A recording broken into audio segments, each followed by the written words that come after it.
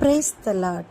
இந்த புதிய மாதத்துக்குரியதான வாக்குத்தத்த வசனம் 1 சாமுவேல் 2ஆம் அதிகாரம் 1வது வசனம்.